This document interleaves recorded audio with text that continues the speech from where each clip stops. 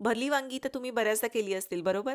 पण या पद्धतीनं वाफेवरची भरली वांगी तुम्ही एकदा करून बघाच. मसाला अजिबात बाहेर येत नाही आणि चवीलाही अगदी मस्तच चमचमीत अशी लागतात. नमस्कार, स्वागत आहे तुमचं मराठी किचनमध्ये.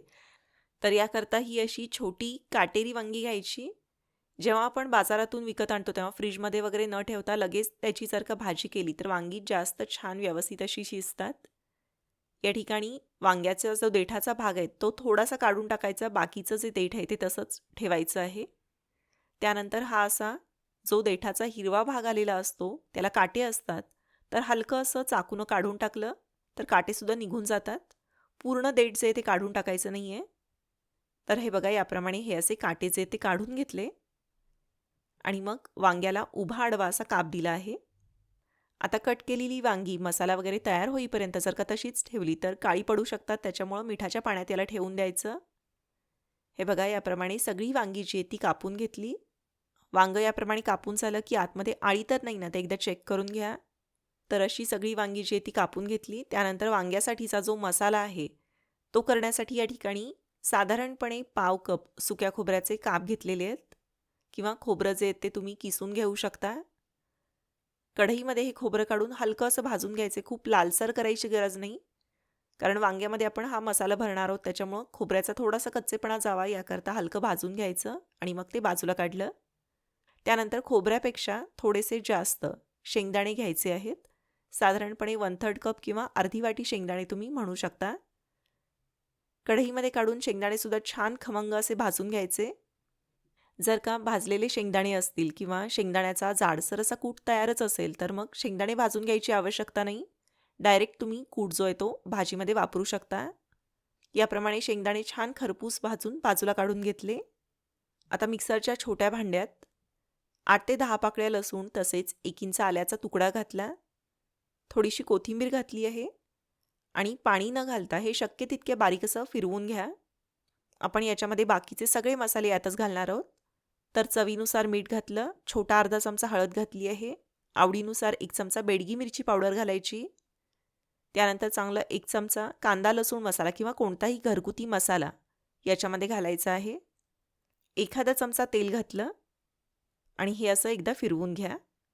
जर तुम्हाला थोडीशी आंबट गोड अशी चव आवडत असेल सारणाची तर थोडीशी चिंच आणि गूळ सुद्धा यातच घालायचा.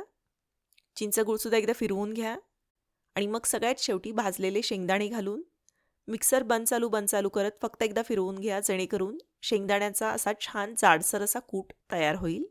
हे बघा हे असं आपलं भरल्या वांग्यांसाठीचं वाटण जे ते तयार झालं आहे. पाणी अजिबात वापरायचं नाही आहे. आपण जे तेल घातलं आहे त्याच्यामुळं वाटण छान असं मिळून येतं. आता तयार केलेला थोडा मसाला घ्यायचा आणि असा वांग्यामध्ये भरायचा. उभा आडवा जो काप आहे ते दोन्हीमध्ये असा मसाला भरा आणि मग वांगं जर का असं दाबलं तर मसाला छान असा वरपर्यंत येतो आणि व्यवस्थित भरला जातो. जादाचा मसाला आहे तो तुम्ही काढून टाकू शकता. हे बघा वांग्यामध्ये असा छान भरपूर असा मसाला भरून घ्यायचा. पूर्णपणे मसाल्याने वांगं भरलं पाहिजे. हा जो तयार केलेला मसाला आहे त्याच्यामध्ये मीठ बऱ्यापैकी व्यवस्थित असलं पाहिजे, पुरेसं असलं पाहिजे, कारण आपण वांग्यामध्ये हा जो मसाला आहे तो भरतो तेव्हा तो वांगी शिजल्यानंतर मसाला मुरतो. त्यामुळं मीठ आणि तिखट जर का भरपूर योग्य प्रमाणात असेल तरच वांगी जी आहे ती चवीला छान लागतात.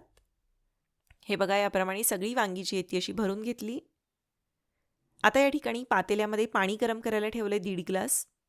याच्यावर ही अशी मोदकाची चाळणी ठेवायची आणि मग मसाला भरून झालेली सगळी वांगी याच्यावर ही अशी एकसारखी लावून घेतली. हे बघा छोटी छोटीच वांगी असल्यामुळे छोट्या चाळणीतही ही आरामात व्यवस्थित बसून जातात. त्यानंतर झाकण ठेवून मध्यम ते मंद आचेवर 12 ते 15 मिनिटं याला छान वाफवून घ्या. वांगी जर का जास्त प्रमाणात असतील किंवा थोडीशी मोठी असतील तर 15 मिनिटं लागू शकतात, नाहीतर मग 12 मिनिटात वांगी जी आहे ती व्यवस्थित शिजतात. वांगी शिजली आहेत का ती चेक करण्यासाठी तुम्ही देठाचा भाग जो आहे तो दाबून चेक करू शकता, कारण देठाच्या बाजूलाच वांगी जी आहे ती शिजायला थोडीशी कठीण असतात.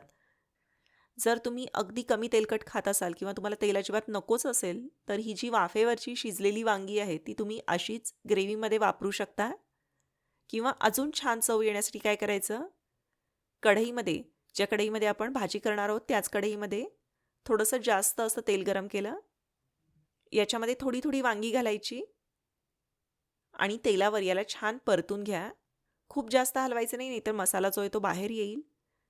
चिमट्यानं फक्त देठाकडचा भाग धरून याला असं पलटायचं आहे. हे बघा सगळ्या बाजूंनी फिरवून वांगं जे येते असं छान भाजून घेतलं.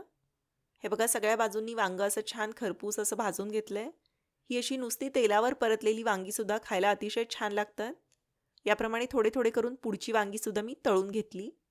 तेल जर का जास्त असेल तर कमी करू शकता, नाहीतर उरलेल्या तेलामध्ये जो आपण वांगं भरल्यानंतर उरलेला मसाला होता तो घालायचा. सगळ्या वांग्यांमध्ये मसाला भरल्यानंतर सुद्धा थोडाफार मसाला जो आहे तो शिल्लक राहतो, तो याच्यामध्ये घातला. एकदा दोनदा तेलावर परतून घ्या आणि मग एक मध्यम आकाराचा टोमॅटो मिक्सरवर बारीक करून घेतला होता किंवा टोमॅटो किसून घेऊ शकता, तो याच्यामध्ये घातला. बाकी सगळे मसाले म्हणजे हळद, लाल तिखट, काळा मसाला वगैरे सगळं याच्यात आहेच. फक्त टोमॅटोला तेल सुटेपर्यंत छान असं परतून घ्या आणि मग याच्यामध्ये थोडंसं पाणी घातलं. जर तुम्हाला मसाले कमी वाटले तर वाढवू शकता, नाही तर मी फारसं काही वाढवलं नाही आहे. चवीनुसार मीठ घातलं आणि ही अशी आपली ग्रेव्ही जी आहे ती तयार झाली. एक चांगली उकळी आली की मग याच्यामध्ये परतलेली वांगी घालायची. वांगी वाफलेलीच आहे, याला खूप जास्त शिजवायची किंवा हलवायचीही गरज नाही आहे. वरून बारीक चिरलेली कोथिंबीर घातली आणि आपली छान चमचमीत अशी भरली वांगी जी आहे ती तयार झाली. यातला मसालाही बाहेर येत नाही आणि चवीलाही अगदी मस्त लागतात. ज्यांना वांगी आवडतात त्यांनी जरूर ट्राय करून बघा. त्याचप्रमाणे याची रेसिपी तुम्हाला कशी वाटली ते मला जरूर कळवा. व्हिडिओ आवडला तर व्हिडिओला लाईक करा. व्हिडिओची लिंक तुमच्या मित्रमैत्रिणींसोबत, नातेवाईकांसोबत जरूर शेअर करा. धन्यवाद.